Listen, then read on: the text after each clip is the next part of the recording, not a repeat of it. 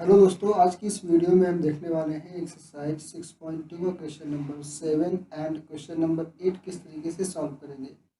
दोनों बिल्कुल छोटे छोटे क्वेश्चंस हैं, तो उनको देख लेते हैं।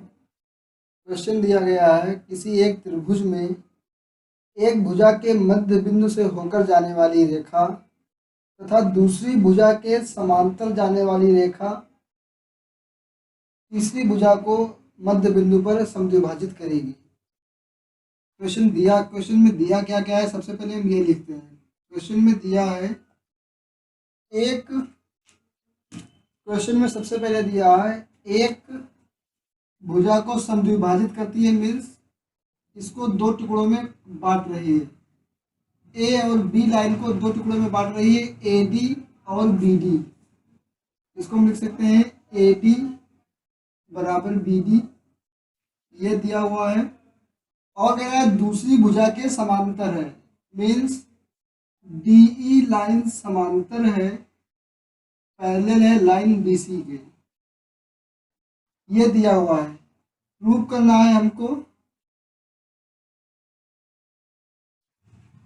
हम लोगों को सिद्ध क्या करना है कि ए और सी का मध्य बिंदु ई होगा या ए ई बराबर ई सी, हमको ये प्रूव करना है।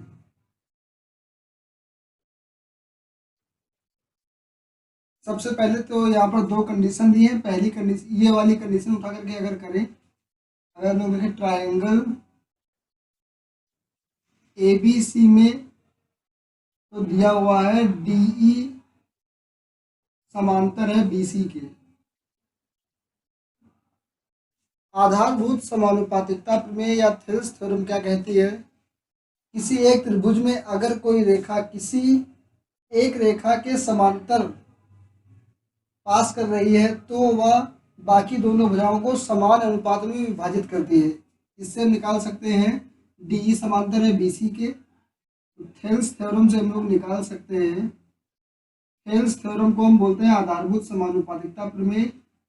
थेल्स थ्योरम से निकाला जा सकता है ए डी और डी बी का अनुपात बराबर होगा ए ई और ई सी के अनुपात के, ये बराबर होगा। ये क्वेश्चन नंबर 1 ले लें। और क्वेश्चन में दूसरा पॉइंट क्या दिया है, ए डी बराबर बी डी। क्योंकि ए डी बराबर बी डी ये क्वेश्चन में दिया हुआ है। अब हमको क्या करना है, ए डी की जगह पर क्या लिख सकते हैं, चाहे ए डी की जगह पर बी डी लिख दें, चाहे बी डी की जगह पर ए डी। देखिए डी बी लिखे या बी डी लिखिए, सेम बात है। अब इक्वेशन 1 में यहाँ पर अगर करें, इक्वेशन 1 में ए डी बराबर बी डी रखने पर, यहाँ पर AD equal to B D दिया हुआ है, वही क्वेश्चन 1 में रखेंगे। तो ए डी की जगह पर क्या रख देते हैं, बी डी। ए डी की जगह पर अगर बी डी रख दें,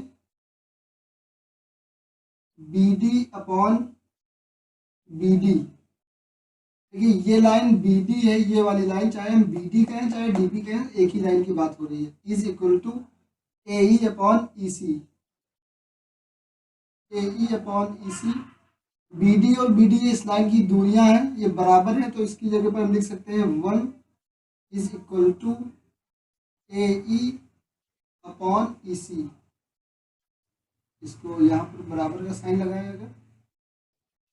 यहाँ से हम लोग लिख सकते हैं ई सी इधर आएगा मल्टीप्लाई में, तो हो जाएगा ई सी बराबर ए ई सी बराबर ए ई मीन्स लिख सकते हैं अतः ई ए सी रेखाखंड का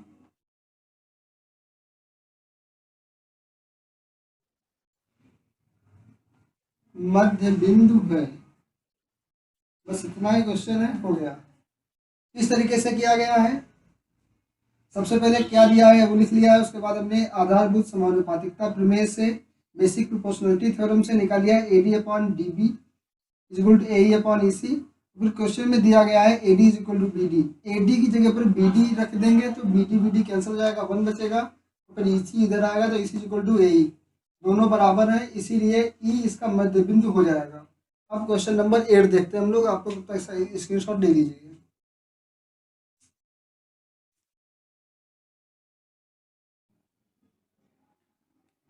क्वेश्चन नंबर 8 कह रहा है थेल्स थ्योरम का प्रयोग करते हुए सिद्ध कीजिए कि किसी त्रिभुज के दो रेखाखंडों के मध्य बिंदु से होकर गुजरने वाली रेखा तीसरी रेखाखंड के समांतर होती है। मीन्स दिया हुआ है ए और बी का मध्य बिंदु डी है, इसलिए हम लिख सकते हैं क्या क्या दिया हुआ है, ए डी बराबर बी डी, ये लिख सकते हैं। और दूसरा दिया हुआ है ए ई बराबर है ई सी के, A E equal to A C. Prove करना है डी ई समांतर होगी, पैरेलल होगी बी सी लाइन के, ये प्रूव करना है। चलिए क्वेश्चन देखते हैं। सबसे पहले जो दोनों कंडीशन दी हुई है उन दोनों कंडीशन को लेकर के आगे बढ़ते हैं। तो A D is equal to B D, चूंकि त्रिभुज ए बी सी में चूंकि ए डी बराबर बी डी ये दिया हुआ है। थोड़ा स्लाइड से काम चलाते हैं। A D is equal to B D दिया गया है। अब हम किसी भी नंबर में एक का मल्टीप्लाई अगर कर दें तो कोई भी प्रॉब्लम नहीं होती है। या यहाँ पर अगर बी डी से डिवाइड कर दे दोनों साइड को, कुछ भी तरीके से आप सोच लीजिए, तो बी डी यहाँ पर दिया हुआ है, एक के मल्टीप्लाई में इधर आएगा तो हो जाएगा डिवीजन में, इधर हो जाएगा A D upon B D is equal to 1। इसको इक्वेशन 1 ले लेते हैं। अब दूसरा पॉइंट दिया हुआ है A E is equal to E C, A E is equal to E C. इसी तरीके से इसको करेंगे तो ये आ जाएगा A E upon E C is equal to 1। Equation number 2 देखिए, A D upon B D 1 के इक्वल है, ए ई अपॉन ई सी 1 के इक्वल है। तो अब हम कर सकते हैं इक्वेशन 1 और इक्वेशन 2 से हम लोग अगर करें आगे, इक्वेशन 1 और इक्वेशन 2 से मार्कर काम नहीं कर रहा है। ए डी और बी डी का अनुपात बराबर है 1 के, और 1 के बराबर है ए ई अनुपात ई सी, ए ई अनुपात ई सी। अब ये दिया गया है, ये हम लोगों ने फाइंड कर लिया है। हमने फाइंड किया है ए डी अनुपात बी डी, ए ई अनुपात ई सी। अब हम लोगों ने पढ़ा है converse of Thales theorem, converse of Thales theorem